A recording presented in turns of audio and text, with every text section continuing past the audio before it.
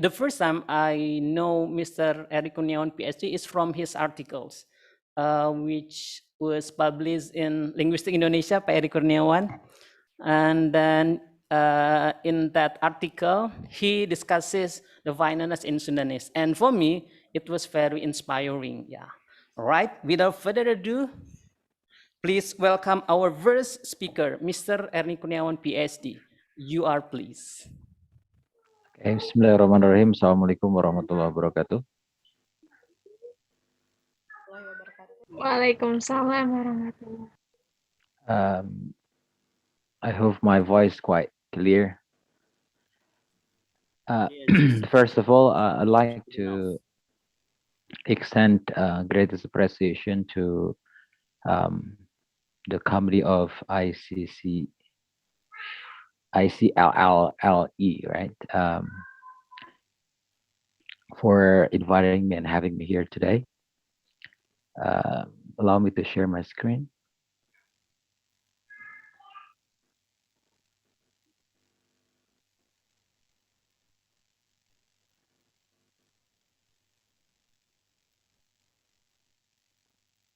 So the topic of our today's talk is genre analysis of research article abstracts of Indonesians, lesson learned and recommendation, and that's my name. If you want to talk more about what I've done and what I've researched, you can drop a message at this email address, and this is my Instagram account. And here are my recent publications in Scopus. If you look at each of them quite carefully, then you can see that my recent works have revolved around genre analysis of research articles of different types and different parts, from abstract to discussions. All right, so what I'm going to talk to you today, I'll start with the background.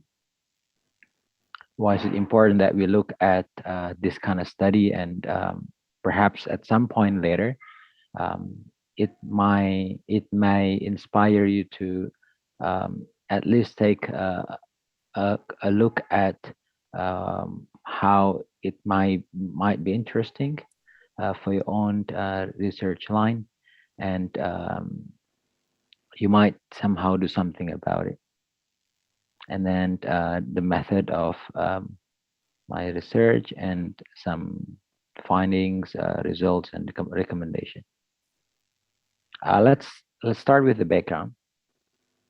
So why do we have to somehow talk more about scientific publications? So this is the journal that we have organized by the Language Center of our university, and it's a Scopus Index, quartile 2, with impact factor 0.28. So I guess something that is crystal clear, that we are here to advance knowledge, right? To promote our reputation, academically speaking, to expand network, and at some point, we hope that by doing so, we can get some promotion and incentives. And scientific publication can also help us, or academic discipline, augment research globally. So only by involving ourselves in this global scientific publication can we help expand the research network. And according to Virgin Mustafa 2017, scientific publication is also an index of academic success. So as an academic community member ourselves, one of the success indicators is how good is our publication, how productive we are in publishing our works. And in our context, which is quite unique in Indonesian context, based on the existing regulations, um, we cannot do away from um, publications because even if you are students, the only exit from our studies to publish something, right? Starting from undergrad to graduate college, and we as some of us as lecturers, so we have to publish in order to somehow obtain a degree or to get a promotion or to maintain incentives on the part of professors. So why have I delved into abstracts for a couple years so far? I've done this for about 4 to 5 years. So the first thing, abstract is a key for a manuscript to enter the review stage of a journal manuscript. So if you have a good solid piece of research, um, and then you have a solid manuscript, and yet you somehow uh, belittle or undermine the abstract, like you just wrote your abstract pretty much at the final minute before the submission, then chances are your manuscript will get a rejection. Why? Because your abstract is not worth reviewing.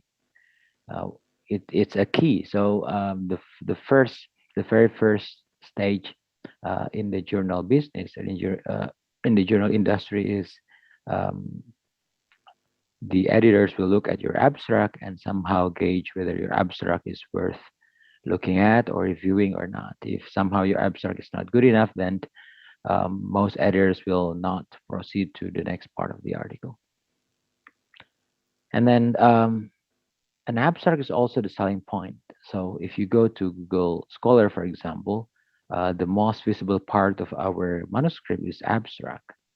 So it's pretty much the most strategic point of our article, so that people will take a look at our article, and if they're interested, then they will read further, and hopefully at the end of the day they will cite. And then according to Swales and Fick, an abstract is also a predictor of whether a thesis or a dissertation. I guess to some extent, it's also true of journal manuscript, um, whether it gets a minor or major revision. So if you look at an abstract and the abstract has lots of errors or typos or even some um, methodological flaws, then you can predict from the outset that this manuscript needs a lot of work. All right, and then why should we somehow adopt a genre analysis of this particular part of a research article, which is abstract? Well, historically speaking, back in 1981, Swells introduced the so-called creating a research space or CARS. So his ideas were basically, how do we look at this particular part introduction in that case, and then see what role it plays and how it can somehow convince people of the significance or the essence of the research paper. And so Swells then proposed some generic convention or the so-called rhetorical structure in a particular genre: introduction, abstract, research article in general. So basically what it means is there is a particular way of writing research articles, starting from abstract to conclusion.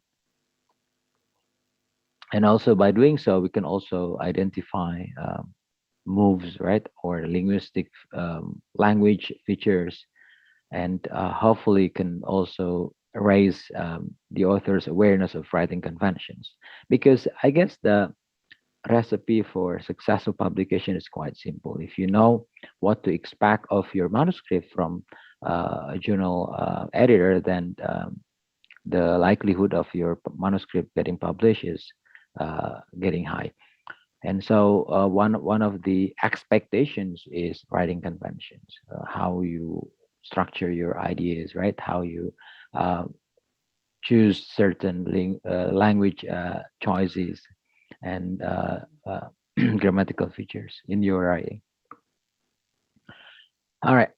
Previous studies have looked at three general areas: the descriptive, which basically looks at a certain part of research article or a certain part of academic writing, and it has been done by quite numerous researchers, me myself including. And then the second group is so-called comparative, and so this kind of study compares, for example, the abstract in humanities to those of hard science, or the abstracts of English students to those of mathematics students. So that kind of comparison, and it has been done by a lot of researchers. And the final one is the so-called contrastive, and so looking at different languages, for example, the abstract of English compared to those of um, Indonesian or Malay, right, or Thailand and some other languages. And in terms of analytical frameworks, so in the literature, there is a lot to choose, starting from Swales, 1992, Batia, Santos, Highland, Halk and Connor, Swales and Fick and Kanoxipata. And if you look at what they are proposing, basically all have something in common, i.e., each analytical framework starts with introduction, right? Which is something we are expecting, because an abstract is actually a mirror image of our manuscript, and a manuscript is structured in general based on the so-called IMRAD, right? Introduction, method, results, analysis, and discussion, plus conclusion. And so it is reasonable then, in most of the analytical frameworks, introduction should be the first one, right? So when you write an abstract, the first thing that you have to make sure that you have in your abstract is introduction. And then move to pretty much talks about methodology, and it's important, it's obligatory in all research findings across different frameworks, across different disciplines, across different types of papers. And then the next move, which is also important, is results or products, what you found out. And the last one is conclusion or discussion. So regardless of which one you like to pick, most of these frameworks somehow come to some agreement that an ideal abstract should consist of introduction, right? And at some point, some purpose goal is also expected, but obligatorily speaking, it needs to have methods, results, right, and conclusion. All right, so here are the questions that I was pursuing in my research. What are the trends in research on genre analysis of research abstract written by Indonesians, and what are the key findings from the previous studies? Of course, what also related to that, what recommendation that we can glean from those findings, right? So what I did was quite a simple systematic review um, by critically and comprehensively examining previous research, and then um, planning, formulating, developing the review protocol, like what criteria should I have in order to choose and select the literature, right? And then executing, searching, reviewing, assessing all the research articles that I can find from Google Scholar, and finally highlighting the trends, right? Move and steps and some linguistic features and some other comparable aspects of the paper. All right, now here come the findings and discussion. So the first research question is trends in genre studies.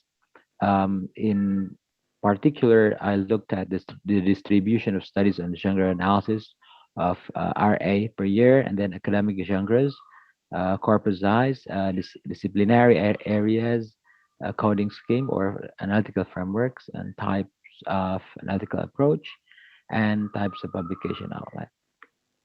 So let's take a look at each particular question or sub question. So the first one is the distribution of genre analysis. So what is quite interesting here is within our context, research done by our fellow Indonesians.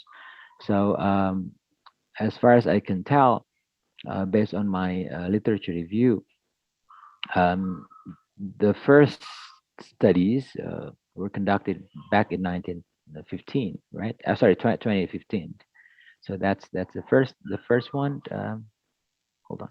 So these are the first one, and then in the last 2 years, 2020 and 2021, I've witnessed some surge, some increase in the number of research done in this field, which is quite a positive trend, right? So this signifies that research of this kind of topic are quite developing, looking at this trend. The second one is academic genres. So research that has been done in this area has looked at journal articles describing or comparing different kinds of journal articles, comparing Synta index as opposed to Scopus index, or comparing um, Scopus index journals of different quartiles. And then some research have also looked at thesis, undergrad thesis, master's thesis, and dissertations, right? And then the rest has also examined research reports, okay? Uh, And then in terms of corpus size, I guess because it's a thriving area in Indonesia, so we cannot expect studies that involve a large amount of corpora. And so if you look at the trend here, um, pretty much the majority of the studies involve only small amount of corpus size, 1 to 50 abstracts, for example. Um, and then some involve more than 50, and some even involve more than 100 abstracts. And then in terms of disciplinary areas investigated, because most, if not all, research in this topic were performed by English teachers or English students or English lecturers. So it is no surprise that most areas or the most dominant topic, the most dominant area research is ELT, English language teaching. And then some research has looked at language education. Multidisciplinary is also quite dominant, right? Comparing soft and hard science, for example, or comparing particular disciplines across the fields. And then some have looked at applied linguistics in general. And then in terms of coding schemes, Highland 2000 has been the most adopted analytical framework.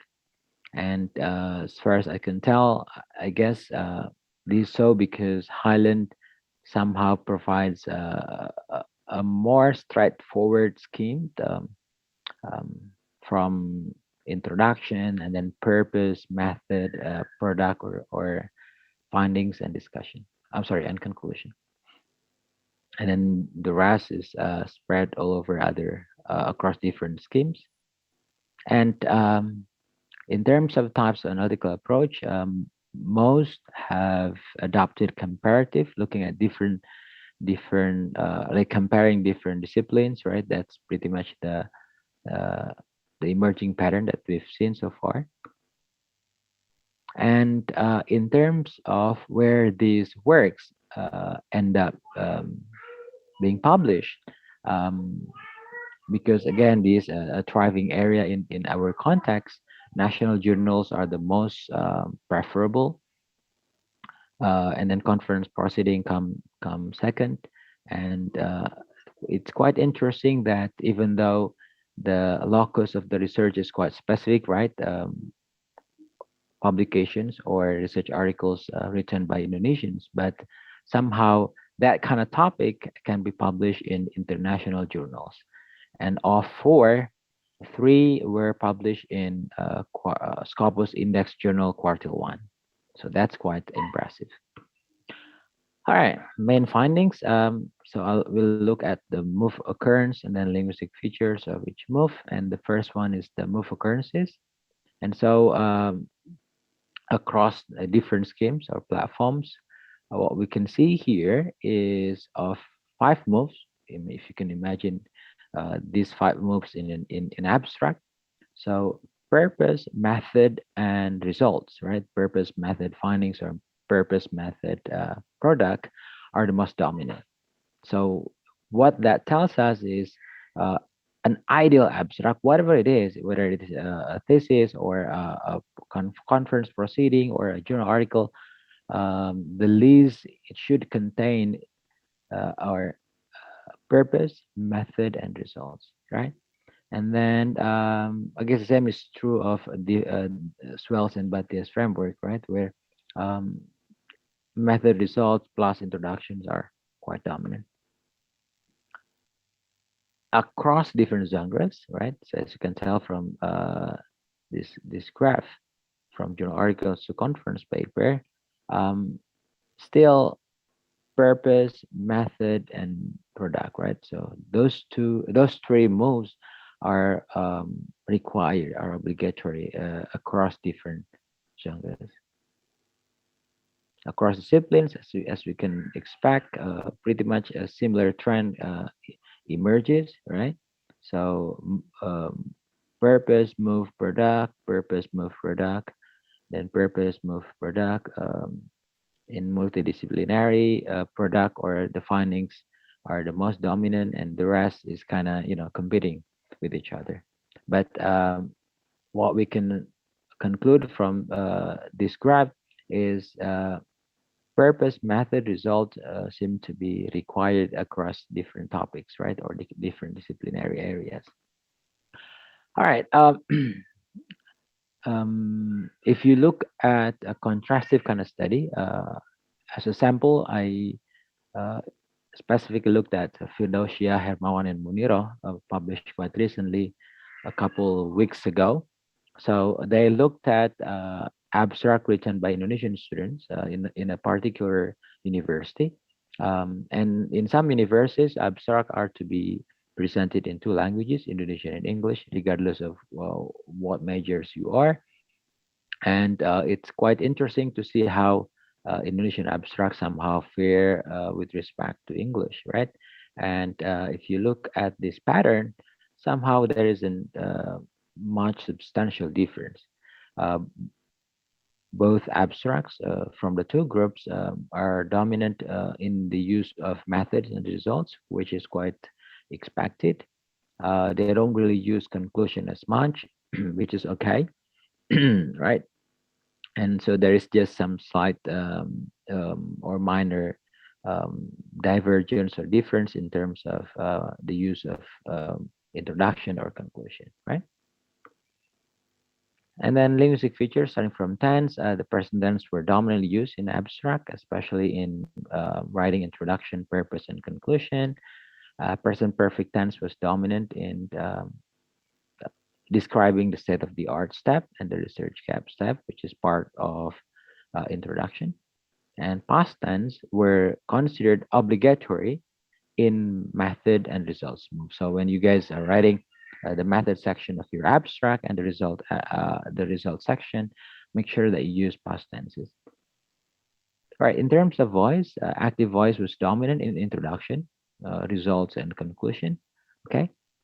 And the statement of a gap, right, in the introduction was realized mostly in passive voice, and passive voice was quite dominant in method, as we can expect it, right? So, because we talk about how data were collected, how data were analyzed, right?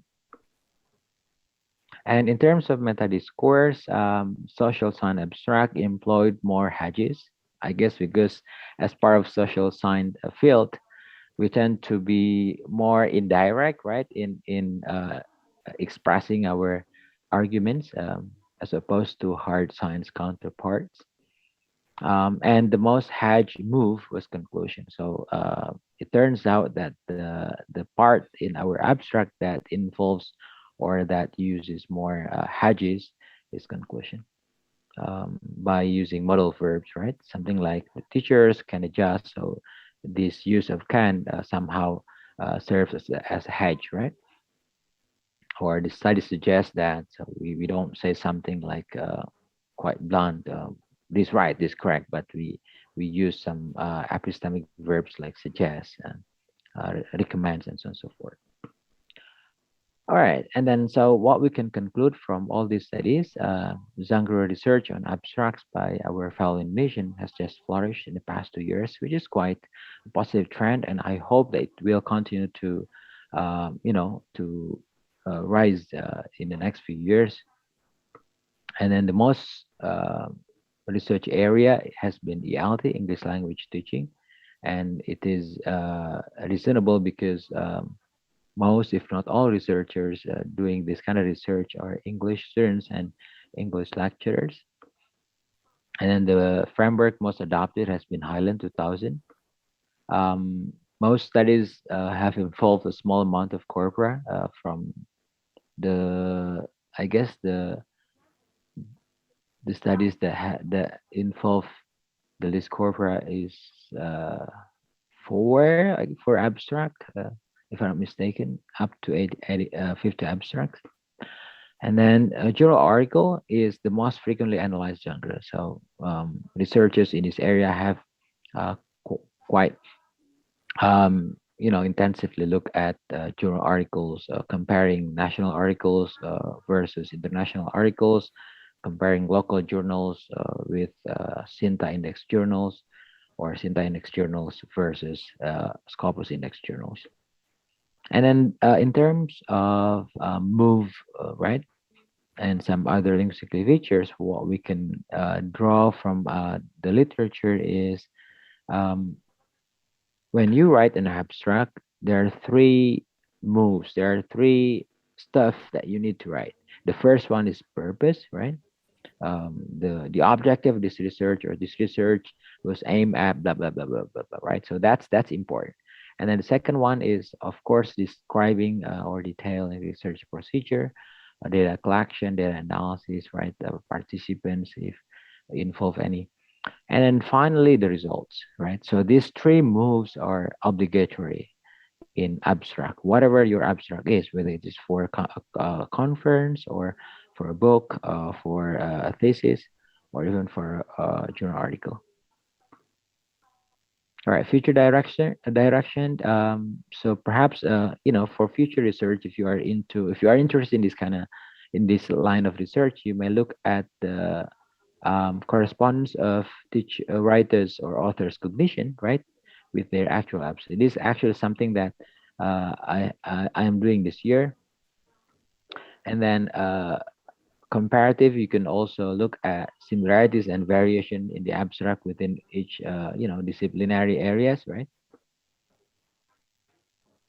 Or contrastive by looking at different languages. For example, looking at the author's L1 background and their English translated abstract. So our students come from pretty much linguistically diverse backgrounds.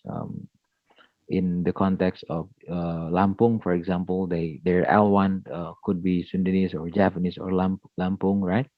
And so it could be interesting to see how these different L1s will influence their quality of English translated abstract. So that's something that you may somehow take a further look at, okay?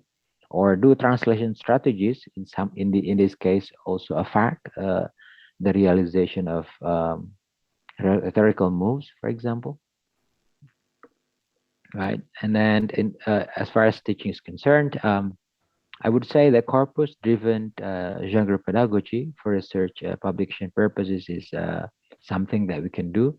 So in teaching academic writing, we can make use of corpus to see how successful authors, right, write their abstract in this case in in different outlets. And then critical pedagogy is also something that we can consider um, because it will also sharpen our students' critical thinking skills.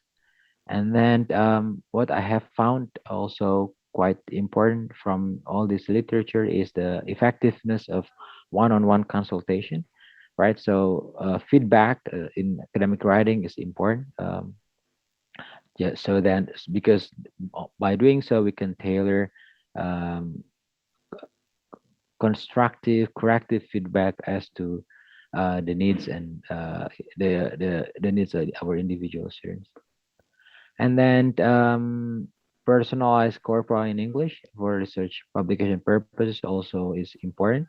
And these days we can actually tailor our own corpora, right? Because we have assembled or amassed quite a significant amount of data from our students, right, from our colleagues, and so we can construct our own corpora for our own research or teaching purposes. And then for policymakers,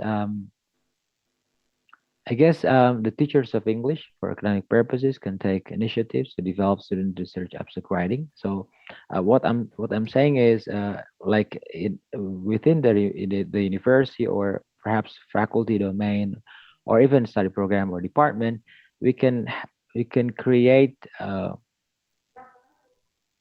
course or at least like a study corner where students can gather and talk about their concerns, right, their interest in publications, and in those meetings we can discuss how to better write abstracts.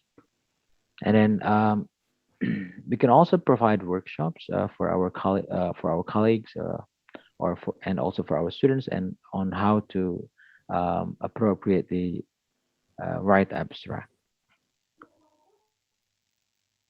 Um, And I guess as far as the government domain is concerned, our government can take initiatives in establishing not only research center, but also writing for publication centers. This is something that I have observed quite extensively in the United States. So every university, if I'm mistaken, has a writing center that helps students to polish their draft, but it's not something which is common in Indonesian context. So research centers are good, but writing centers are, um, I guess, will help our students in getting their work published.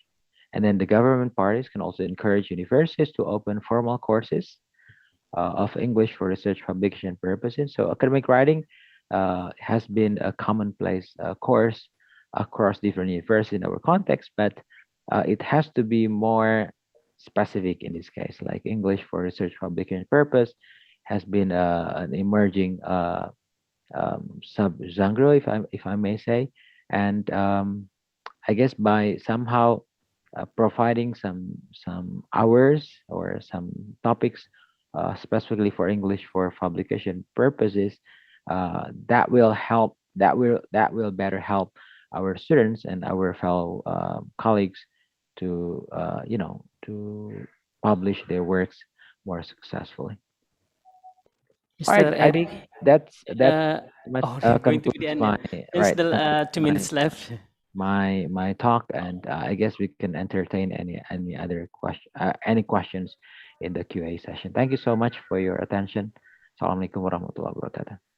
Waalaikumsalam warahmatullahi wabarakatuh. Thank you very much for Mr. Eric Kurniawan for the insightful presentations. And I think it becomes important right now since it becomes our a bigger focus for the publications, especially for those who are pursuing the, what is that, the master and also the doctoral program, yeah. All right, thank you so much, Mr. Eric Kurniawan. Then right now, we come to the second speaker. She is Dr. Ervina Simatupang. Before the presentation, I'd like to read her brief biography. She is an English lecturer at Widyatama University, Bandung. She has been teaching for 11 years. Wow. Her research interests are social linguistics, syntax, semantics, functional grammar, corpus-based research, and digital applications. She has a great patience and interest in the area of educational technology. Patience, she has published a book with the title Digital Application for Synchronous and Asynchronous Learning, which has spread out in several cities of Indonesia. Congrats for Dr. Ervina. All right, ladies and gentlemen, let's welcome our second speaker in this plenary sessions. Dr. Ervina Simatupang, you are please. Thank you very much, Mr. Dr. Aprianto. Okay, may I have access my PowerPoint?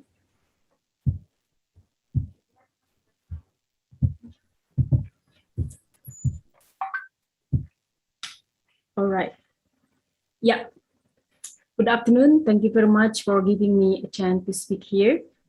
And before I start, okay, I would like to ask you a question. What tool do you use to assess the students? Could you please answer in the chat box? Okay, I'll repeat the question. What tools do you use to assess your students during this pandemic? Please answer in the chat box. So, yeah.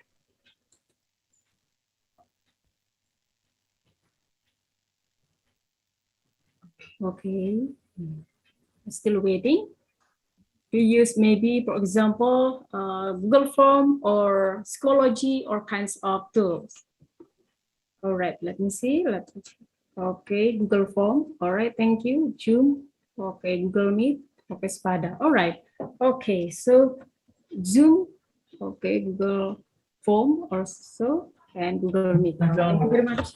Yeah, thank you very much for the response. Yeah, so some of you already use Google Form. And today I'm going to explain, I'm going to share with you about Google Form. We combine with other applications that can be very useful for doing assessment during this pandemic. Okay, before that, okay, I would like to begin with my own experience, why I am interested in this topic, the use of Google Classroom. Yeah, why I am interested in this topic, the use of Google Classroom combined with Google Form and auto-practice for student assessment during COVID-19 pandemic. Yeah, 3 months ago, our campus held midterm exam, and I found some problem that the accuracy of students' scores are questions. For example, they got big score, but do not reflect with their ability. So I tried to explore some application that I have known that can solve the problem.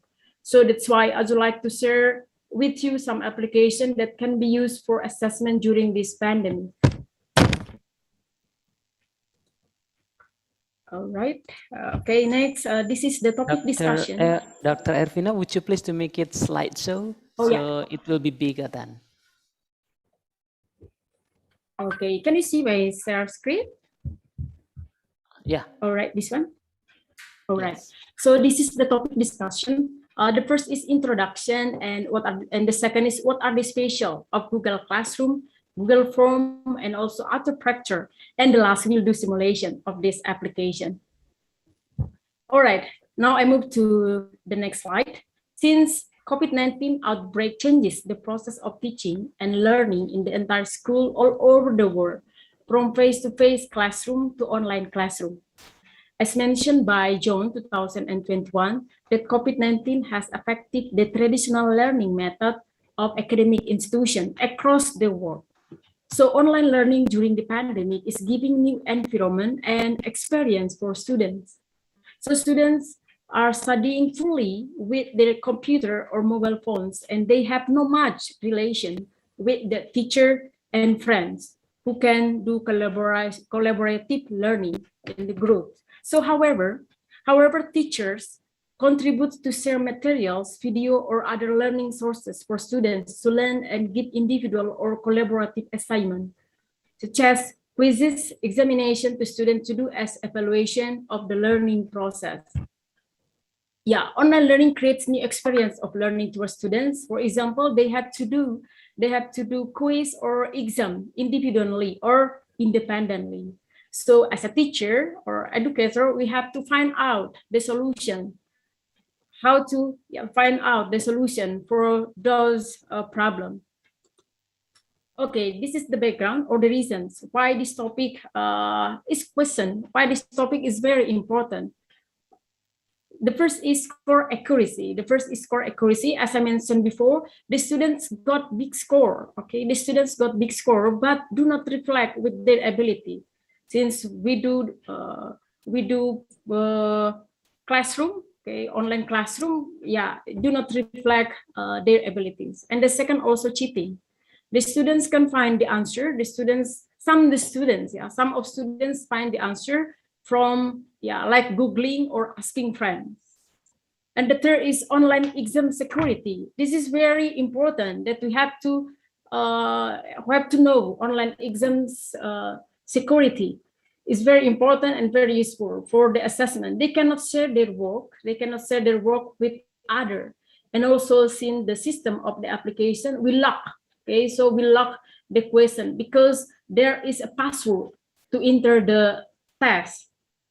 And also the next one is a timing. Timing in this application that students can test while seeing the timer on the screen, so they can manage the time properly. And also the last one, monitoring. Okay, monitoring. Students' activity while doing the task will be seen in the result, and the report will be considered as a student's pass or fail. So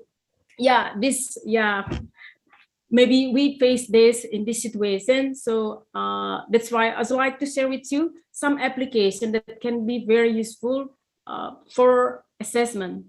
Here you go. The first application is Google Classroom. Google Classroom is one of LMS or learning management system. Maybe some of you already use this platform, Google Classroom, or actually at University we use Moodles, but in other university I also use Google Classroom. But sometimes I use this application, and this is very easy to use actually. And free web service developed by Google for School that aims to simplify creating and distributing and grading assignment. And the second one, the second application that I'd like to share is Google Form. Maybe long time ago we knew Google Form just for survey or questionnaires. But nowadays Google Form, this platform give more add-on or feeders for us to combine for creating tasks. So I like this application. I use this for doing assessment, and you can see as a valid and reliable instrument for assessing students' tasks. And I have a limited time, so I make it fast. Then we'll do later the simulation. And the last is auto-proctor. Okay, this one is a new. Maybe this is new. Auto-proctor is an automated proctoring. Okay, proctoring solution. So this is the solution for online tests. As a user to take tests, auto-proctor monitor. Okay, auto-proctor monitor the user environment and action real time to determine the student pass or fail.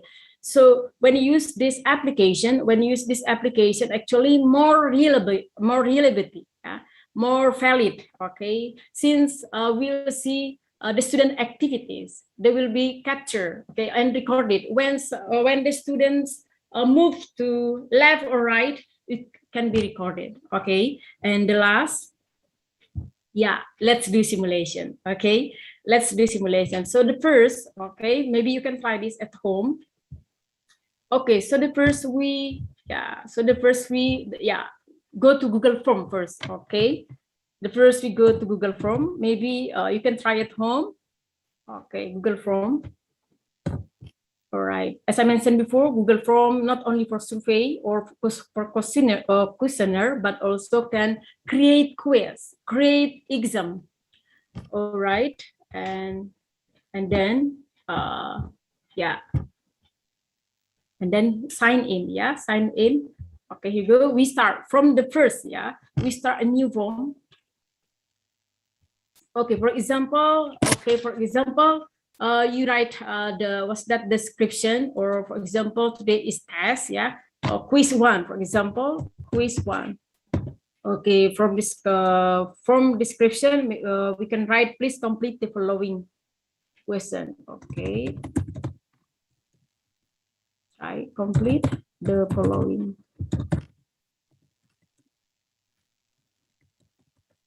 All right. Okay. Next, yeah. Next, we add question. Okay, we add question here. Okay, the first is name. We don't need to write email again since. Sorry, Dr. Ivina. Yes. Will you do simulations? Will you do the simulations in your presentation? Yes. Oh, I see. Can you see my Have you- start screen, Dr. Aprianto? You Yeah, can yeah. see my. Okay, thank you. Yeah. Yeah, just only 10 minutes, so we'll get the result. Maybe probably we can use this for exam or for assessment in our school. Oh, yeah, Dr. Ervina. So just now, you did the simulation, right? But we cannot see your simulations. Oh, seriously? All right. Yes. Okay, I'll try So I again. think you need to make it slideshow, yeah. Oh, slideshow. Okay, thank you. Yeah. All right. I think you need to, for a while, stop share and then share again. All right.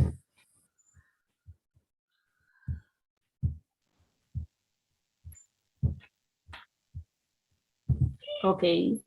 How about this, Dr. Akanto? Can you see my screen? Yeah. All right. Thank you very much. Okay. So yeah, the first is we go to Google Form, and then we create a quiz. Okay. For example, okay, this is quiz one. We type quiz one, and this one is please complete. Okay. All right. Please complete the question, following question. Okay, now we go to the questions. Okay. Oh, sorry. This one we erase it first. Okay, the first is name. We don't need to write email again since this will be, yeah, according to the email. And then the first, okay, we type the questions, and I have prepared already the questions. So we just only copy it. All right. Number one. Only two questions then, yeah, only two questions.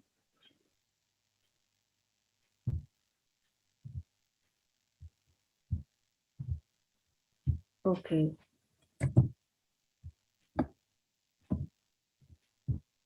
Next, the answer. Okay. Copy again the answers.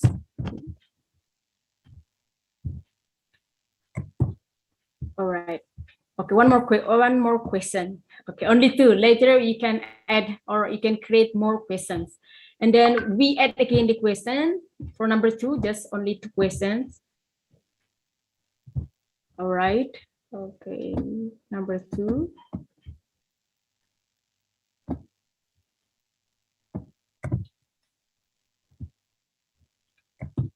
All right, and then the answer. Okay, we do it in multiple choice. You can also, yeah, with essay or yeah, this one. Okay.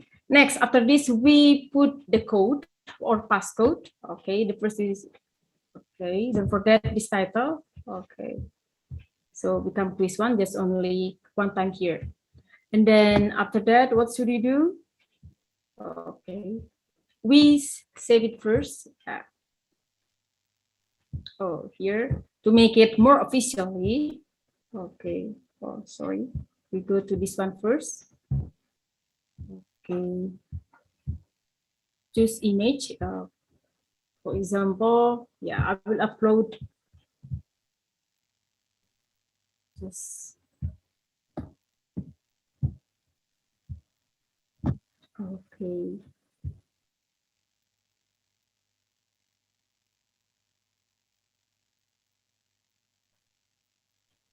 Okay, this is one. All right, next.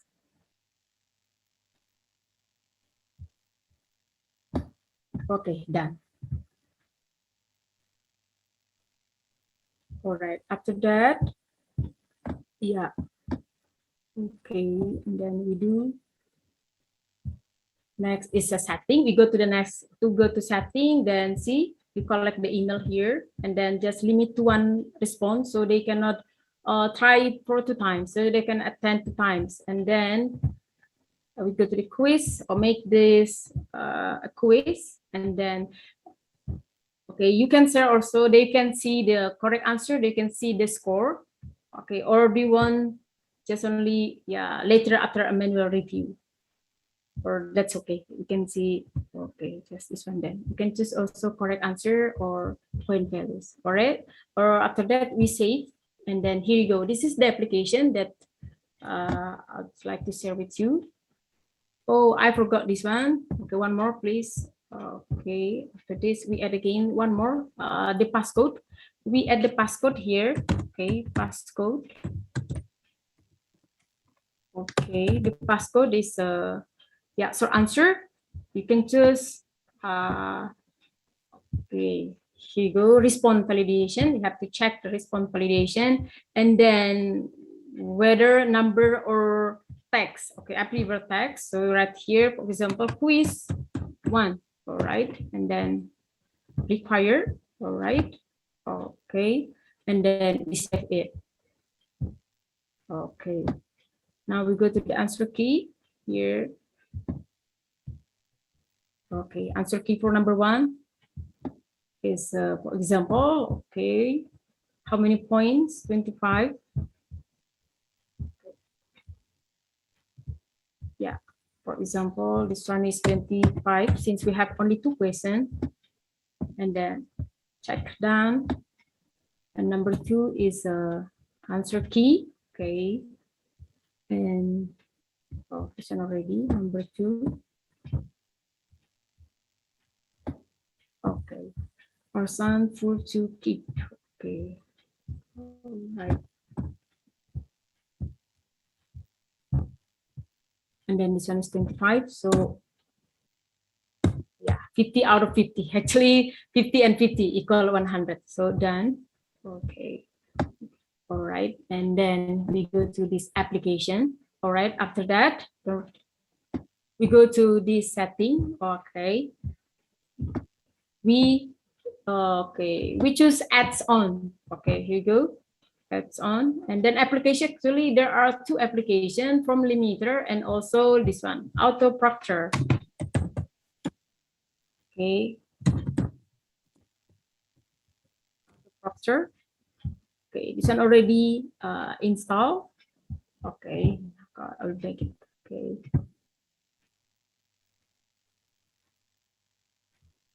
Again.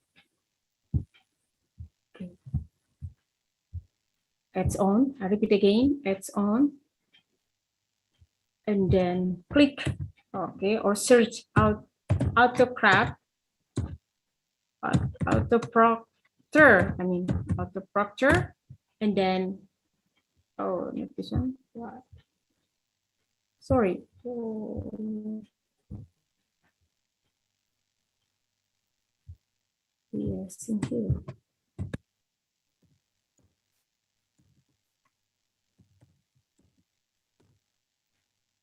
Yeah. Okay, here you go. And then we install it. Okay, click continue, and then use, okay, your email. Which email do you want to use? Go, I will choose this one. Yeah, to view Google Classroom. So this one is connected to Google Classroom. So automatically connected to your Google Classroom. Okay, and then allow. Okay, done. All right. Okay, already done. Okay, after that, okay, yeah, there will be add-ons here. Okay, we refresh first. Okay, refresh, and then we set the time. Okay, you go and go to setting.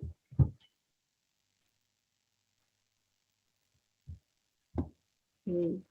This is the timer and also proctor. Okay, what the function of this? Okay, the first is duration. Since I have only only 2 questions, I'll make it 3 minutes. Okay, and then also start date. Okay, start date, for example, 28. Yeah, okay, 28, for example. Okay, 28. Okay, start open. Okay, start time. You can set it maybe to, now is 2 o'clock. So we can access this now. At the end, done, and then we go to end date. Okay, maybe tomorrow or today also can be. How many end time? For example, at 5 p.m. So they can have time to access the text. Yeah. So is okay. All right. Be careful with this one. I didn't. Okay. Auto close test. Okay. We don't check this one since if we check auto close test, so automatically our students, if they don't finish their test, will be closed suddenly, immediately. So update setting. Okay. Now go. Okay. Successfully. Now we go to proctor. This one. Yeah. This. Okay. This part. Okay, this menu. Okay, the first is step switching, so they cannot open other tools or application during exam. Okay, so only one application. Okay, or Chrome only. They cannot open other sources. And the second is camera. Okay, will be recorded. Okay, every activities will be recorded. And then the third is a microphone. If they speak, if they talk with friends, will be recorded also. And then photos at random. If they move, yeah, they will be recorded too.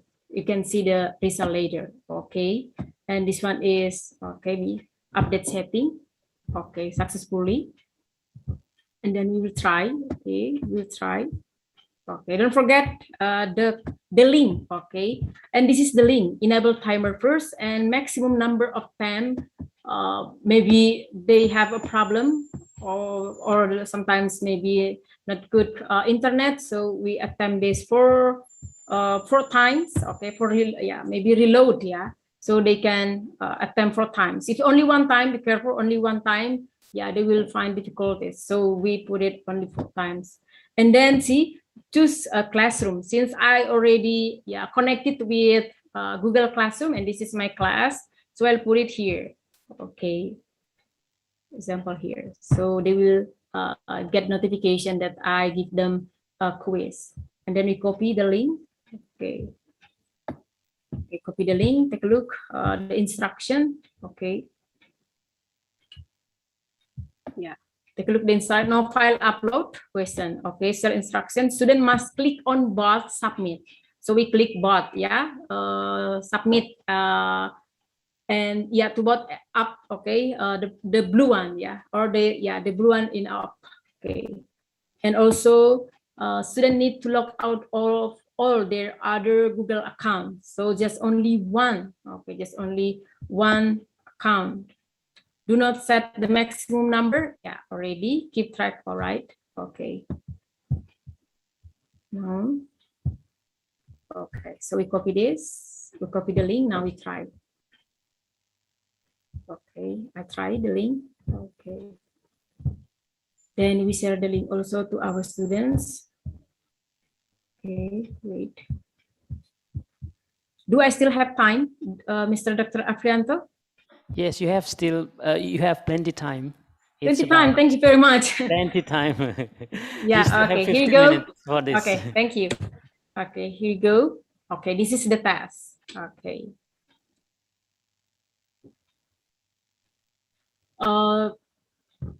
Yeah, before giving the task, I always give the students demonstration first, so they will not find difficulties during the assessment. Okay, got it. And then won't stop sharing screen. Okay. All right. There is error loading camera. Oh, since I opened Zoom, yeah. Okay. Since okay. Try again.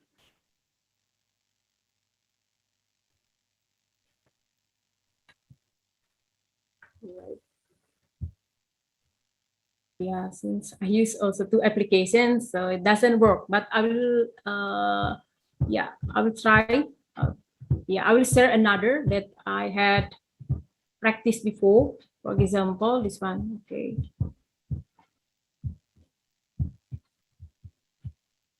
Okay, this one GD score.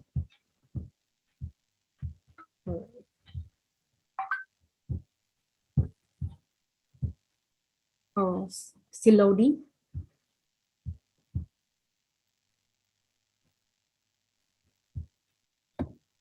Oh yeah. Yeah. So we try another then. That already been recorded. Okay, here we go. Just open my Google Drive then.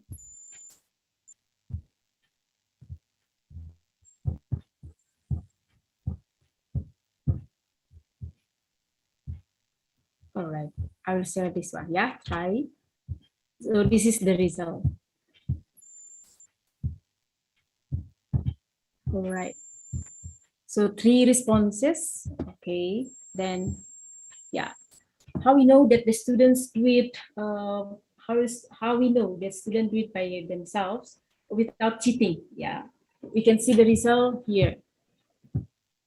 Okay, okay, we go to timer protect proctor, and then we see the result. Actually, I just used this application this semester, and then I think I'd like to share this in. I think this is very useful. Okay, see the result. Okay, so the trust score. Okay, we tried this a few minutes ago before I do my presentation. See the trust score. Okay, trust score is 28%. That's mean okay. I consider the students is fail. Yeah, since 28%. Okay, and then the second I try also. The second is 56. So 56 is in the middle. So I consider also 56. Yeah, is a fail. So must be 75%. The accuracy must be 75. So 2 of the students are failed. Okay, they are failed. They fail then, yeah. So this is see the activities of the student. We can see if they ask why I got this score, we can give the result. Okay, we show the result. We see the result. Okay, here you go. This is the result. Okay, we can view. Okay, this one is okay. How many minutes? Okay, only 2 seconds. Okay, see, we view the result, and then all right, attempt 9:30 a.m. All right, so this is noise detected. Okay. See, noise detected can be recorded here, and also this one. Okay, random photos, as I mentioned before.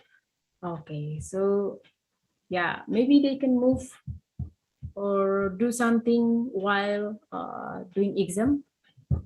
Okay.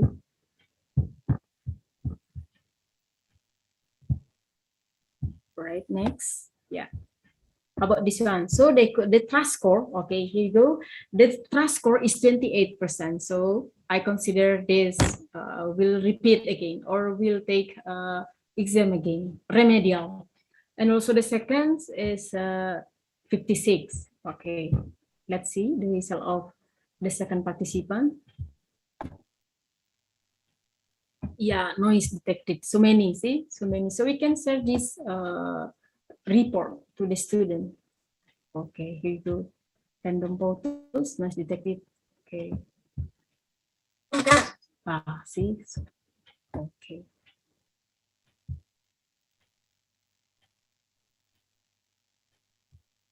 All right. Yeah. Okay. Next map. Okay. How many minutes, Dr. Afrianto? That I still have time. Okay. It's around 7 minutes. 7 minutes. All right. Yeah. I I jump. Yeah, I jump to make it so we can do simulation. Yeah, actually, you can have my presentation. You can have my slide. Okay, my PowerPoint. Okay, and then the last one is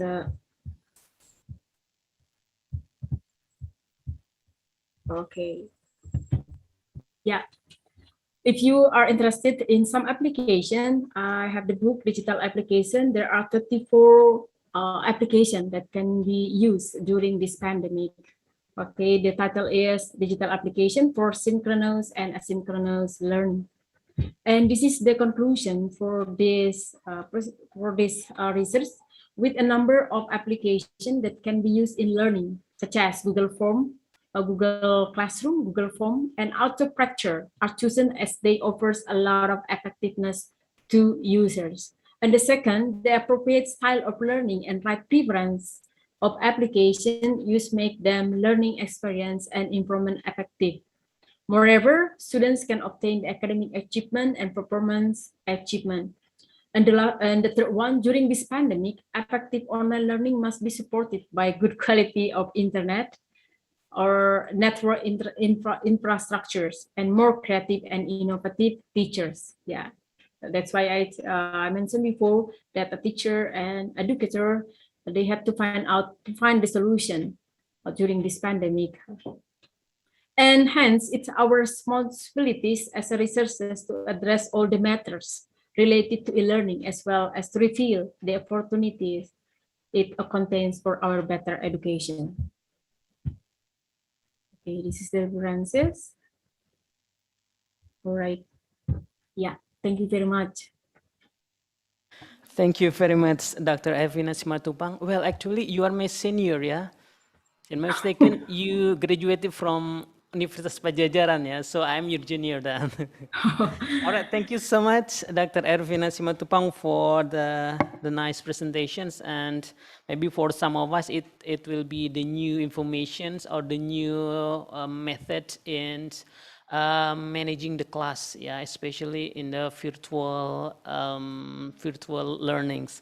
All right, thank you, Dr. Ervina. Then, ladies and gentlemen, now we are in the question and answer session, so it is your time for the audiences. So take your time to give your questions. So you may also deliver your questions through the chat box, and then you may also raise your hand if you want to directly ask our invited speakers, Mr. Eric Kurniawan, PhD, and also Dr. Ervina Simatupang.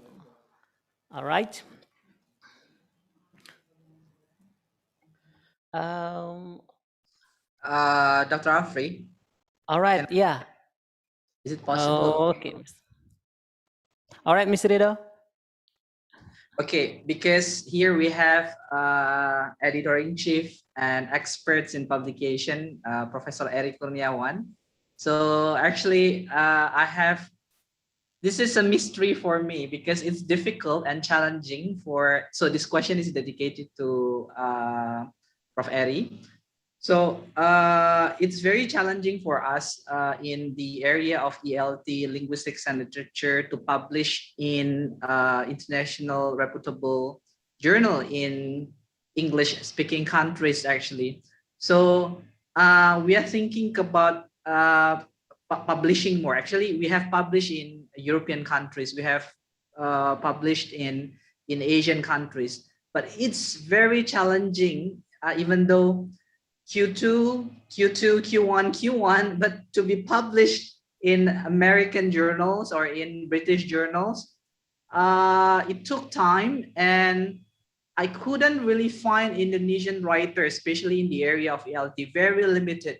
So have you been looking at that, Prof. Eri? And maybe you can share with us how to publish. Even me myself, I haven't published in American journals. Yeah, so far maybe in Europe, in Asia, in Australia, yes, but Australia is not included. I mean, in States and UK. Thank you. All right, thank you for Mr. Rido. So I would like to tell you, Mr. Eri Kurniawan and also Ibu Ervina. So Mr. Ahya Rido is the Dean of the Faculty of Art and Education. All right, I think I will give the chance for Mr. Eri to respond Mr. Rido's questions. Thank you, Pak Dekan. Well, this is not a question. This is actually a rhetorical question. So, to which I wouldn't respond. Just kidding. All right. In my publication experience, the only times I had my works published in American journals were when I was with my late advisor. So somehow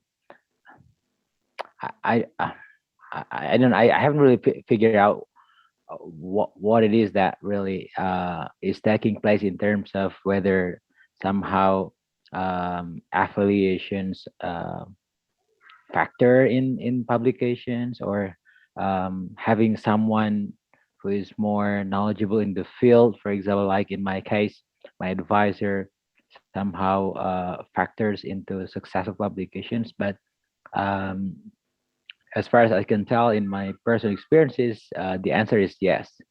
So when my first time experience sending a manuscript to a Q1 journal in England, syntax, for example, um, it took me 4 years, Pak Dekan.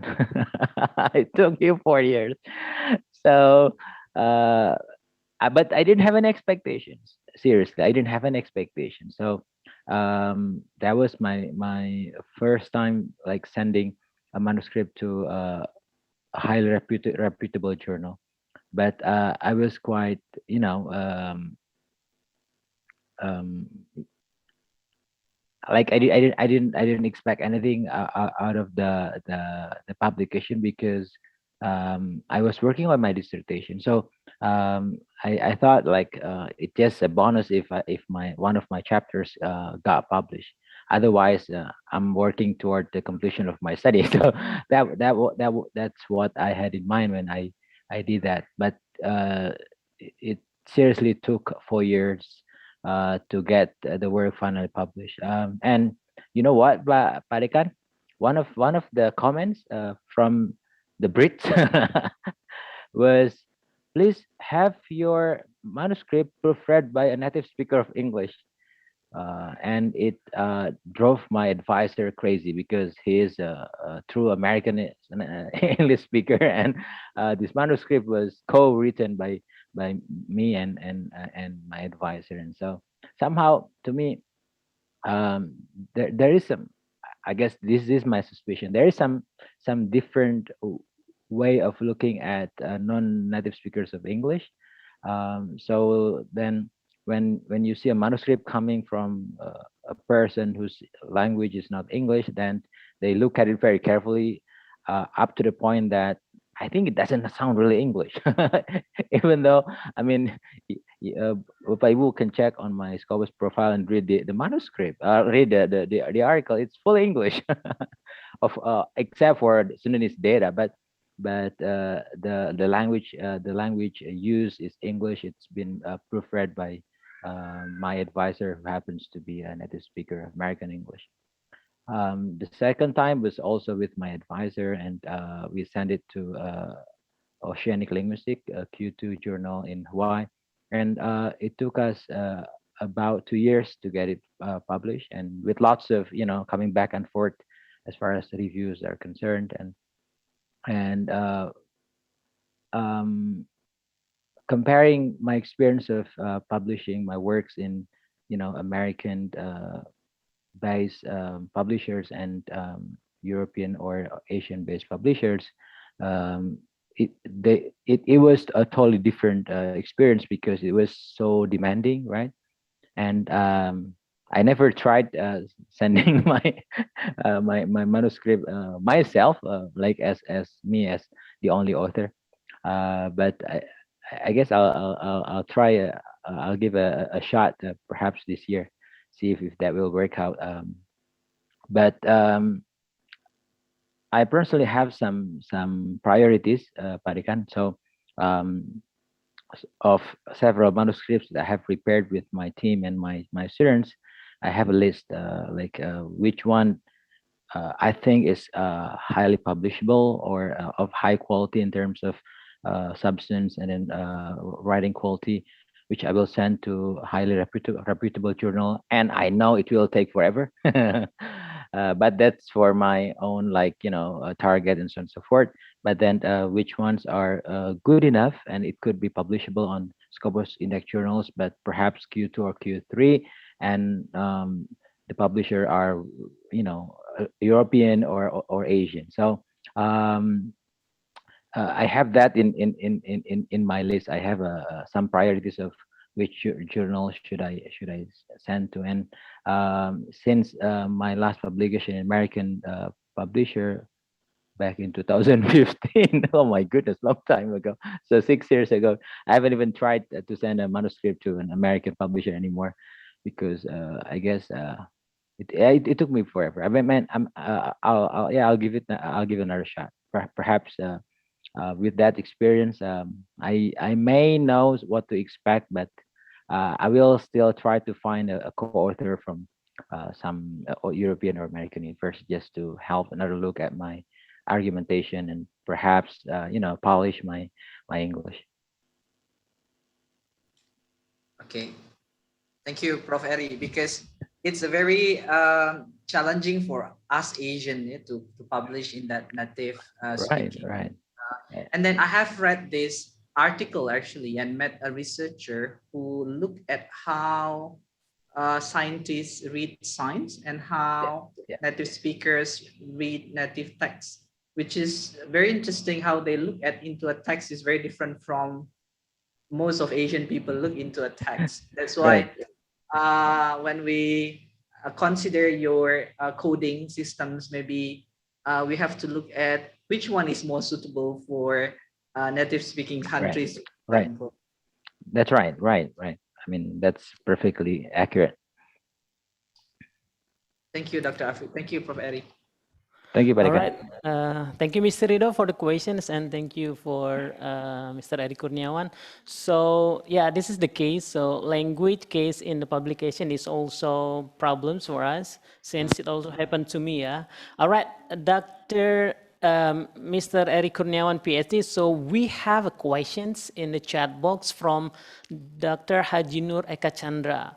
So he asks, is it possible if these kinds of topic done by our undergraduate students for their skripsi or their thesis? All right. From Bu siapa? Hold on. From Dr. Hajah Nur Eka Chandra. Okay, from Bu Eka. Bu Eka, let me share something with you. Hold on.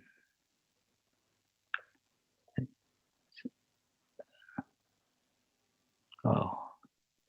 So over the past 5 years, I actually, accidentally ran into this topic because one of my master students brought this up.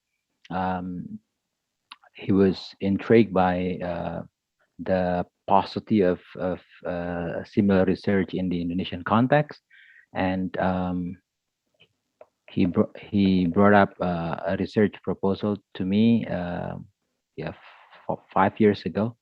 And when I read his proposal, I was quite appalled at how rare studies within our context have been done by our scholars. And so he did his research under my supervision, and his thesis, it's a master's thesis, eventually was published, was converted into journal articles, and it led to 4 Scopus Index articles in Q1 and Q2.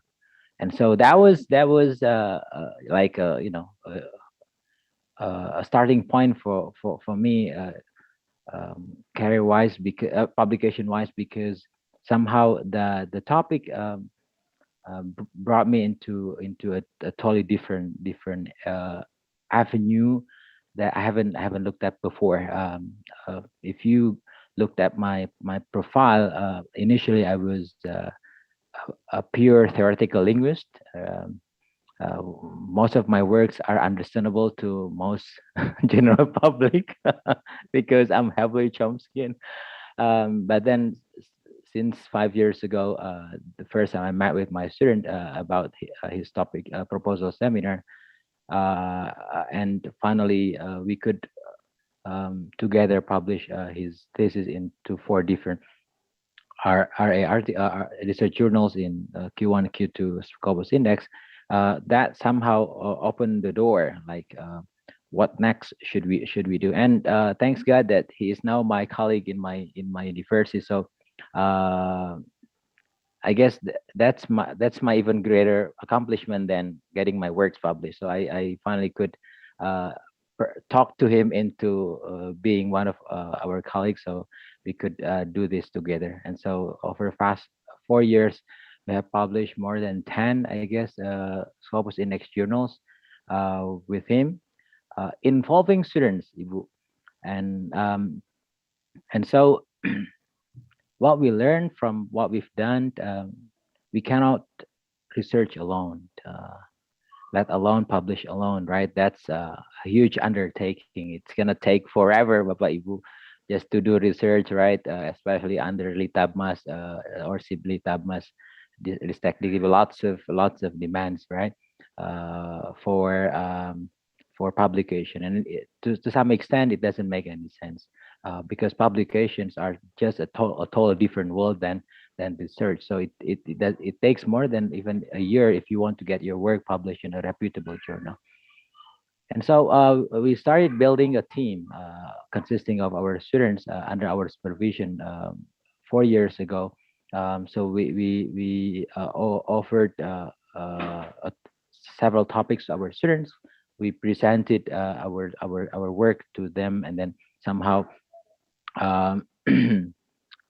giving them some options, and inviting them to be part of our research teams. And since then, our students have successfully published their works in national Sinta Index 3 and 2, right, journals, and Scopus Index journals. So far, if I can recall the facts correctly, there have been 3 Scopus Index journals in Q2 and Q3 written by our students in this field, Bapak Ibu.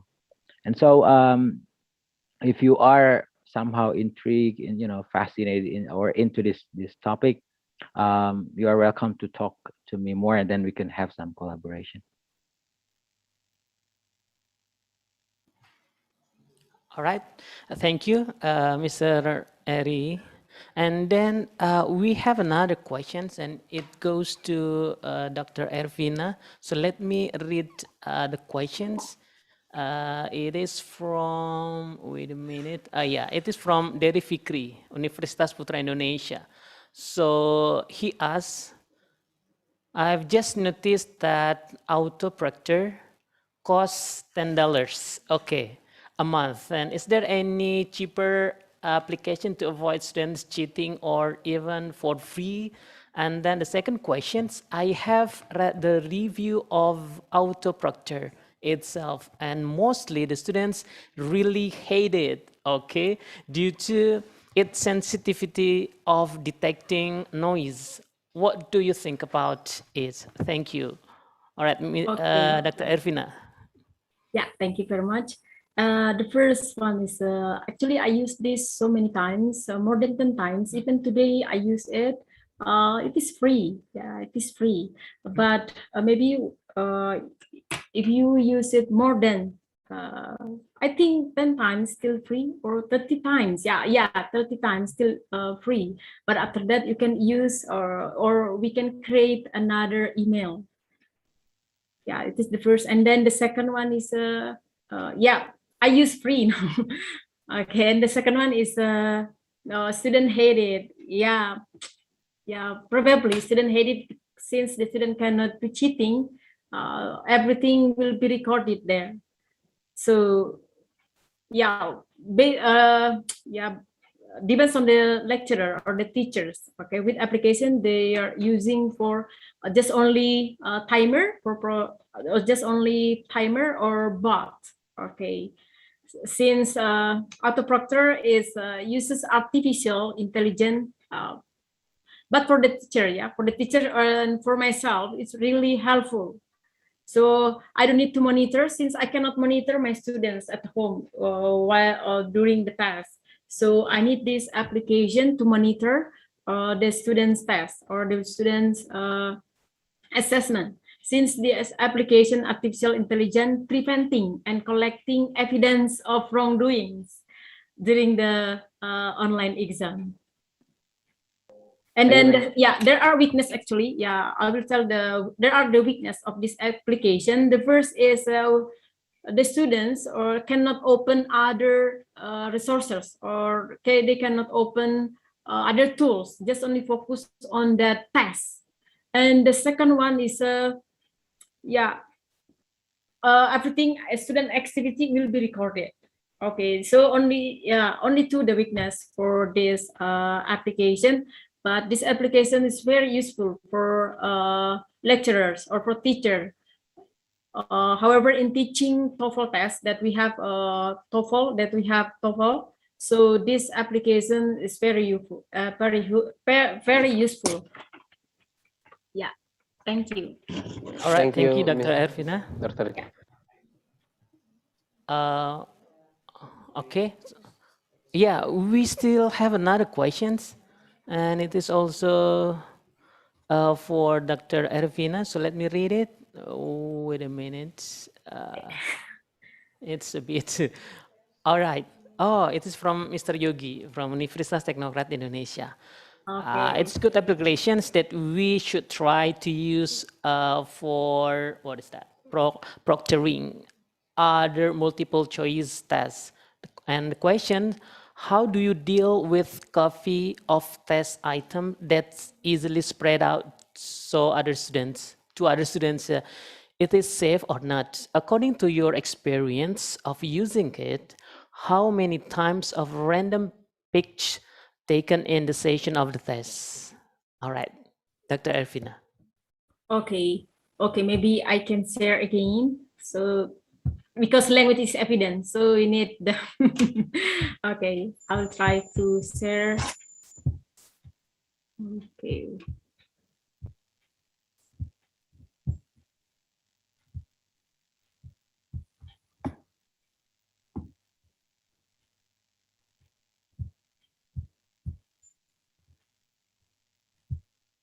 Yeah, here you go. Yeah, how many times? Yeah, randomly. Yeah, can be 3 times again. Okay. For example, this one. Okay. See, can be 2 or 3. But here, since I move, since I just tried it, can be 10 photos recorded. Depends on the activities. And noise detected also a lot. Yeah, there you go. It can be longer. Okay, I just only try this for demonstration. Can be longer than this. Okay, I use this. Actually, this is the output. This is the output of our research, HIBA from Ristek Dikti. And then I try to to share this. To share this application, since we had tried this. My friends and I tried this application, and more reliable, more valid than. Compared to other application that we have used. And again, it is, I will tell you this, it is actually free. We can use that.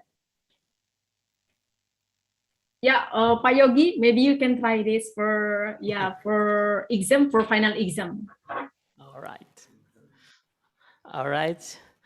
Thank you so much, Dr. Ervina. So because of the time, so it's Dr. Afri, I and have one question actually to Dr. all Ervina. right, Mr. Because Rido. that was All very right. interesting presentation. So actually, we are working on this as well for not only students' assessment, but also for what is that, lecture assessment. So we have this kind of tests here for our potential faculty members. But how it could deal with, let's say, subjects or courses like analysis courses or production courses, or like a prose analysis, let's say, or prose production, or like translation, the compatibility of the system or the tools that you are building with your team, Dr. Evina. Okay, thank you, Pak Dekan. I'm happy to see you.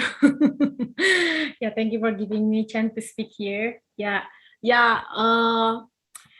Since we got the problem, our students got big score for TOEFL test. They got 650 or 650, and do not reflect with their activities during the classroom, during activity in the classroom. So, yeah, we cannot monitor them how to do the task at home. So we try to figure out what are the best solution for this. So we searched, and then we tried to find this application.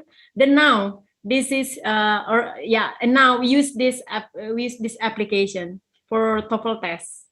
And also for other institutions, for example, at STIA Bandung, since I am the coordinator of TOEFL test there. So I use that also. We use that, and then it works, sir. Okay, I mean to accommodate the like analysis, assessment, or like translation, it's not compatible. Yeah, Dr. Simatupang. Yeah. For essay questions, I think I never tried, because this just tried for TOEFL test and multiple choice.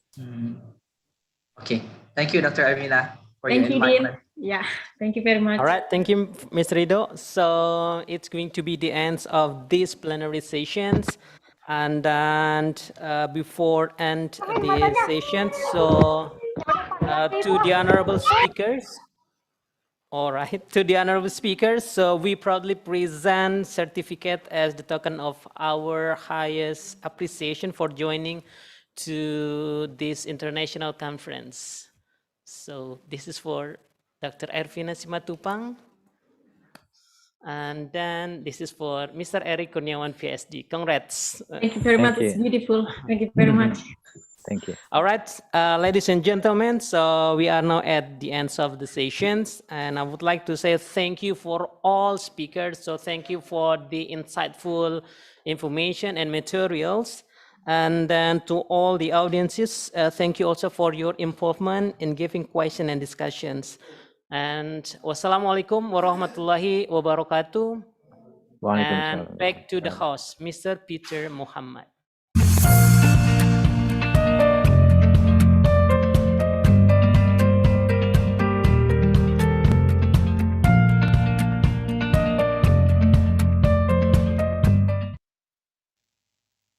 Well, thank you very much to all the plenary speakers. Eri Kurniawan, PhD from Universitas Pendidikan Indonesia, and also Dr. Ervina Simatupang from Universitas Widyatama Bandung. Both of you are very great in inspiring all of us. Hopefully the discussion and also the presentations is motivating all of us, yes, to be a better educator, especially, and also researchers. Well, we are about to start the parallel session, and the parallel session, it is going to be parallel session 4, and then this parallel session 4 will begin in a couple of minutes. And we would like to remind you, here are the link. We're going to share you the link to your breakout room of the parallel session 4.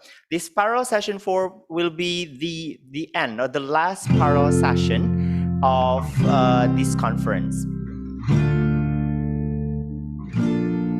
And there will be a certificate announcement at 4 p.m. There will be a certificate announcement later on at 4 p.m. So you are all expected to go back to the main room right after the parallel session. One more time, that we are going to have a certificate announcement at 4 p.m. So you are all audiences, participants of the last parallel session, all participants of this conference are expected to come to the main room right after the breakout. Could you please repeat the announcement? Peter, could you please repeat the announcement because of the music? Like everyone couldn't hear that very clearly. Okay, thank you very much, Mr. Rido. That all the participants and audiences are expected to go back to the main room right after the parallel session 4. So all of you we will have the certificate announcement at 4 p.m. So right after the parallel session, you are all expected to go back to the main room of the Zoom of this conference. Yeah, here are the list of your breakout rooms, because right after this, there will be a parallel session 4. And right after parallel session 4, you may and expected to go back to the main room for the certificate announcement delivered by our chairperson. I think the information is quite enough, and here are the list of your breakout rooms that you can engage and access with its passcode, very easy passcode 123. So please take a look at your annually book, conference book. You may go to your conference book to get into which topic is probably you interesting the most. Okay, see you at 4 and happy conference.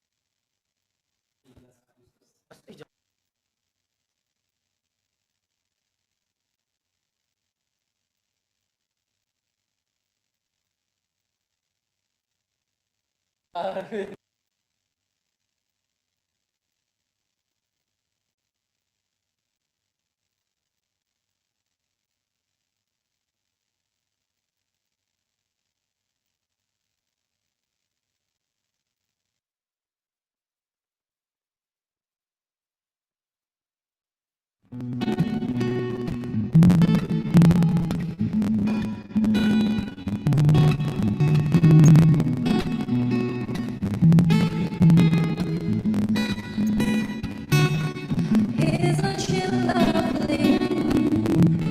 Isn't she wonderful? Isn't she precious? Less than 1 minute old. I never thought true love with me, making one as lovely as she. Isn't she lovely? Made from love. Isn't she pretty? Truly the angels pass. Boy, I'm so happy. We have been heaven blessed. I can't believe what God has done to us. He's given life to us. Isn't she lovely? Made from love.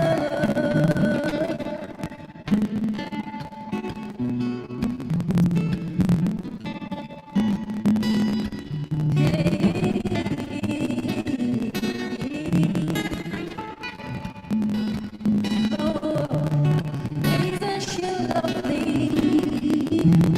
Light on the stage, light on his shine.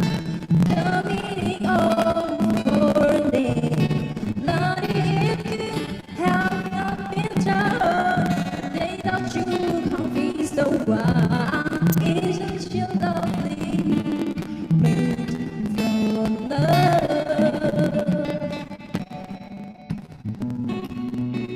Hey.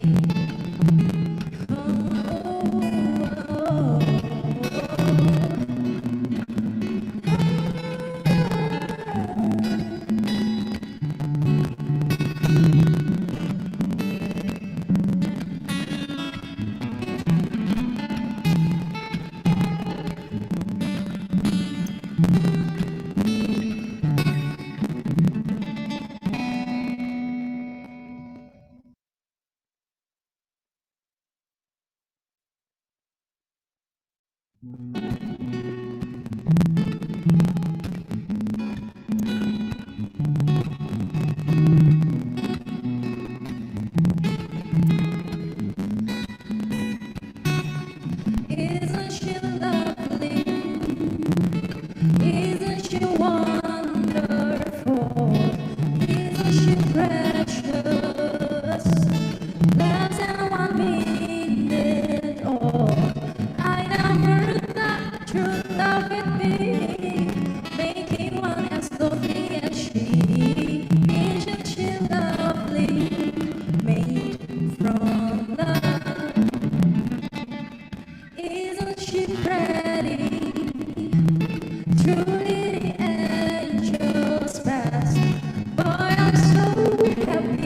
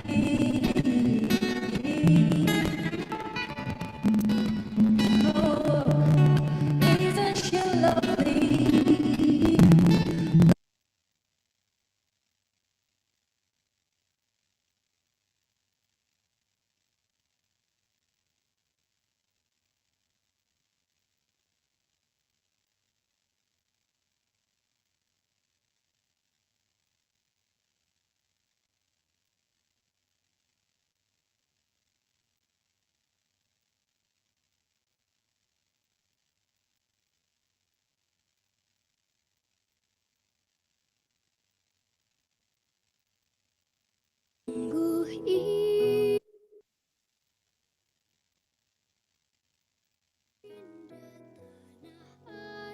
beta tiada bandingnya di dunia. Karya indah Tuhan Maha Kuasa bagi bangsa yang memujanya. Indonesia Ibu Pertiwi, kau ku puja, kau ku kasihi. Tenagaku bahkan pun jiwa puja, kau ku kasihi. Tenagaku bahkan pun jiwaku kasihi. Tenagaku bahkan pun jiwaku kepadamu rela ku beri.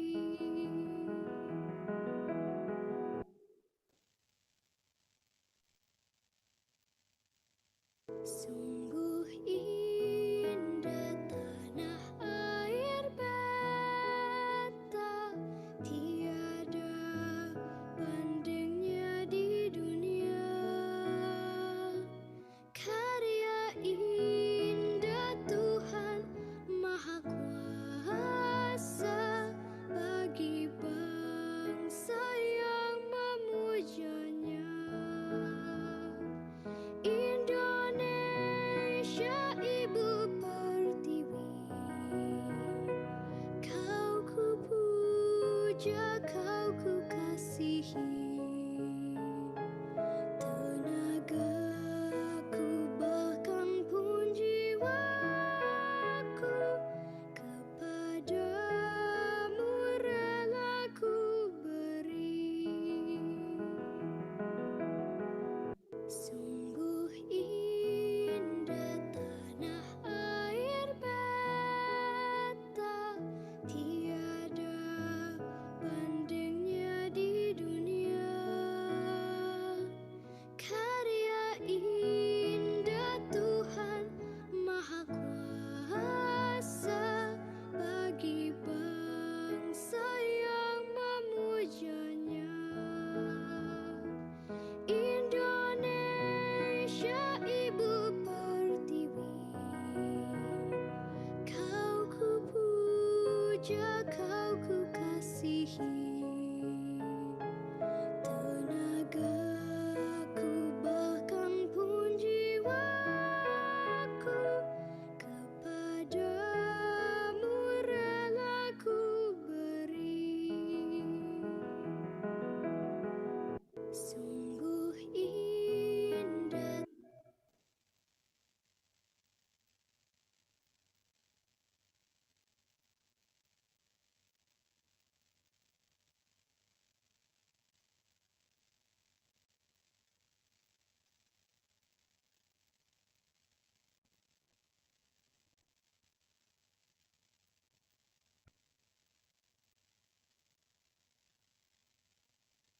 Tanah air beta, tiada bandingnya di dunia.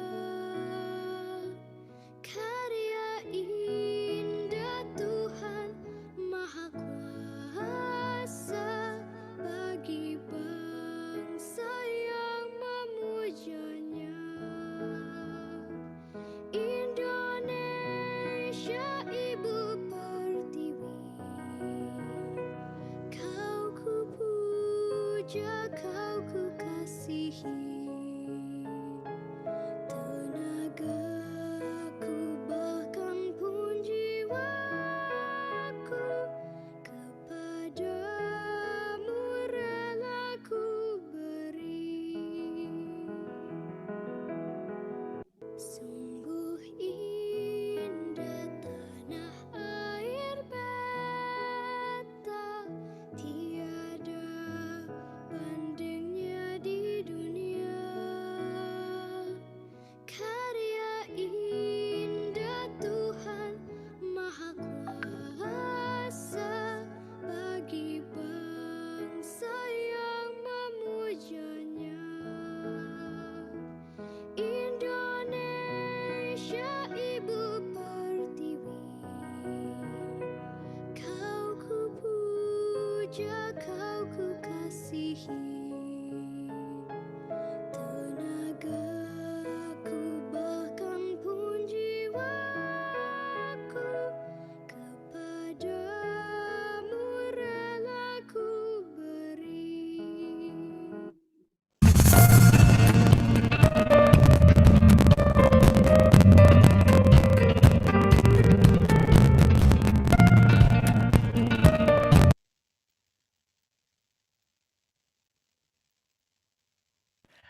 welcome back again to the International Conference on Language, Linguistics, Literature, and Education. And it is actually in our final agenda.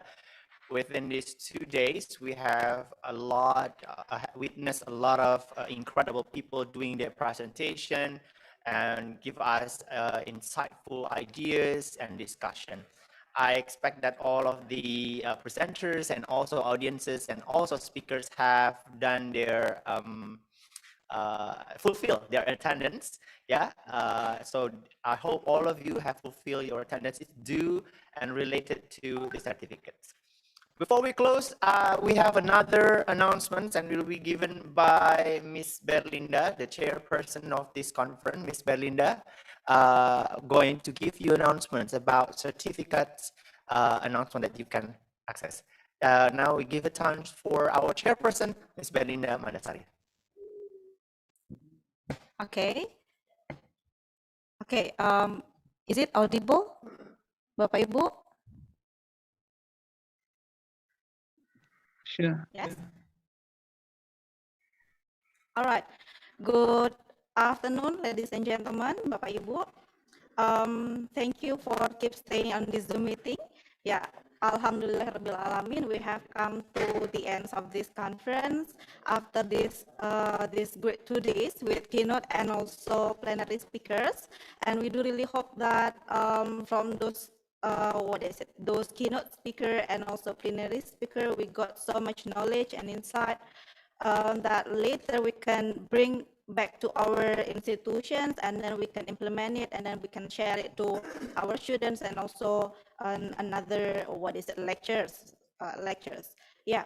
And in this occasion, I'm going to inform, or there are 2 points or 2 things that I need to inform related to certificate and also publication. Well, now for the certificate itself, our team is now working for preparing for the certificate, especially for presenter and also for participants. But it can be accessed today at 5 p.m. through the link that we are going to share. Perhaps the committee can share the link. Okay. We also have actually shared the link to to the information on the parallel session, yeah, Bapak Ibu, yeah. But later we will share again in order that Bapak Ibu can access the the certificate through online. But I just want to make sure that the data.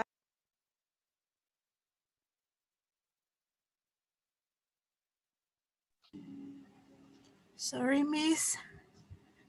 You are mute, Miss.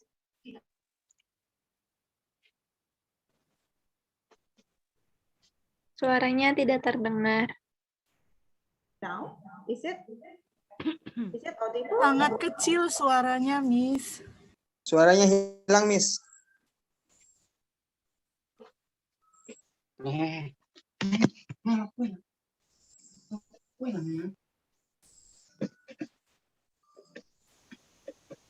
Is it audible, Bapak Ibu? Yes, audible, Miss. No, not again.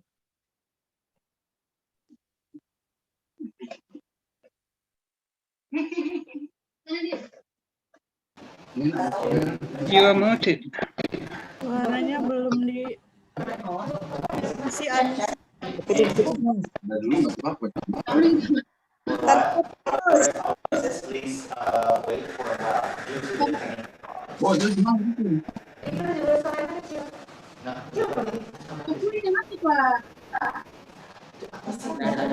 Check. Is it now audible, Bapak Ibu? Yeah. Suaranya Gema. You are muted.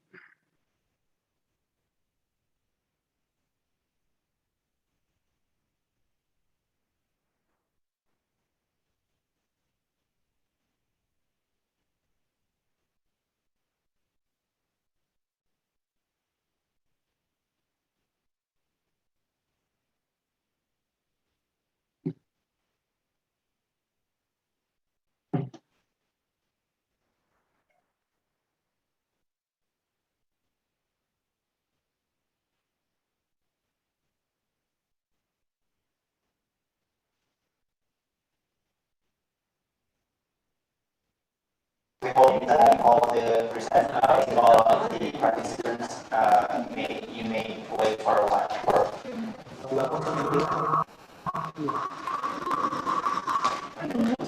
Okay. Is it audible now?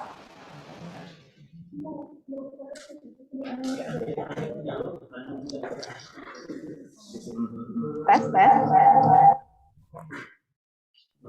It is unclear.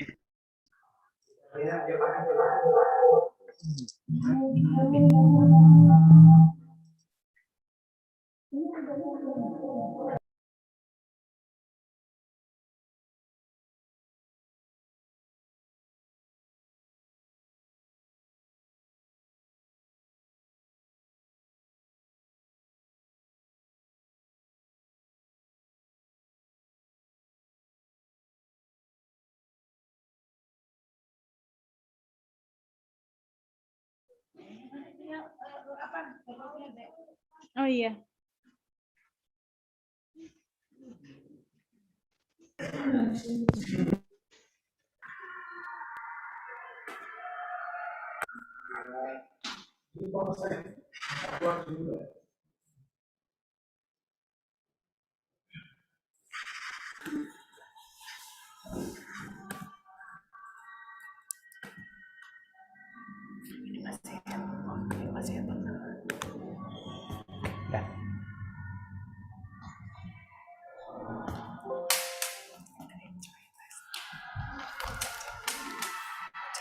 Check. Bapak Ibu, is it audible? Yes, it's good now. Clear. Yes, okay. So perhaps I need to, clarify again ya.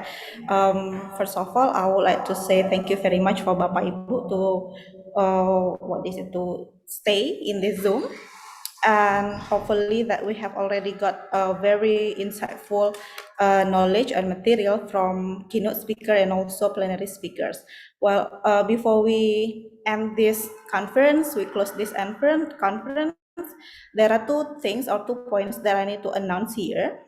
The first one is about the certificate, and then also the second one is about the publication. The first one is about the certificate, Bapak Ibu. Now our team are still working for preparing for the certificate, especially for the presenter and also the participants. But we want to make sure that this certificate can be accessed today ya Bapak Ibu ya. So later after at 5 p.m. Bapak Ibu can access the certificate through the link that is going to be shown to this to this Zoom meeting. Yeah, but before that, I just want to make sure. I just want to remind Bapak Ibu that especially for the email and also the name ya Bapak Ibu ya. Since this link will use use email address to to access the certificate itself. So just make sure that Bapak Ibu have already inputted the correct email address and also the correct name including academic title. So here it is the link for the certificate. Okay, I think everyone here can see the link ya Bapak Ibu ya, for presenter and also for presenter and also for participant. Maybe we can we can simulate it. Not yet. Okay, so this one. So later, if you access this link, then Bapak Ibu will see the box like this one, and you can write down your email address. Then, if the email address is correct, then there will be information about your certificate. Okay, Bapak Ibu. And also for the material or slide from our keynote speaker and also plenary speaker, then Bapak Ibu can access it on the website of Icllle ya. Jadi so Bapak Ibu can access on the website www.iclle.teknokrat.ac.id. Then there will be a menu there in order that Bapak Ibu can download the material from keynote speaker and also plenary speaker. The next one, I do hope that Bapak Ibu do not leave the WA group ya Bapak Ibu, in order that we can update any information related to the certificate. If Bapak Ibu have already fulfill the Google form and also input the correct email address and including the name, but Bapak Ibu could not find out the certificate, then Bapak Ibu can contact us, can contact the committee. Okay, I think it's clear. If you have any questions, then you may later chat us. And the second one is about the publication. Last week, I have already share the confirmation for publication plan to Bapak Ibu, and I have got the response, and now the committee and the reviewer are still working for reviewing. Then the result of review will be announced a week after this conference. Okay, perhaps it will be Saturday next Saturday next week. We will announce the result of review on the website. Then later we also need to confirm again to Bapak Ibu to send the latest article. Perhaps today Bapak Ibu have already presented the article, and then perhaps Bapak Ibu have already got the input from or suggestion from other presenter, then need some little revision on the article, then Bapak Ibu can revise the article. So later, after we announce the result of review, then Bapak Ibu need to send back the latest article to us in order that we can help for the publication itself. So that's the thing. Is there any things to add? Okay.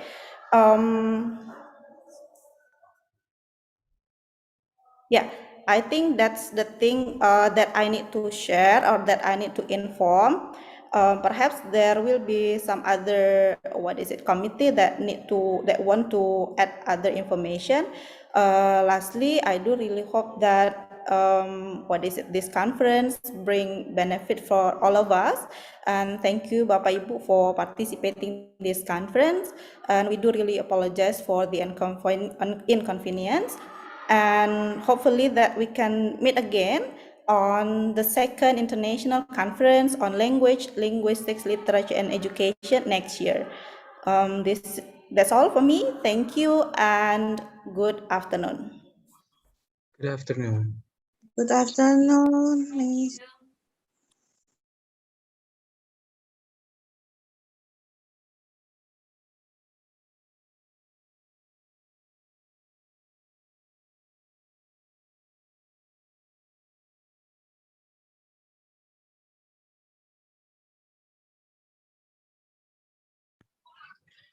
It is still muted, Pak.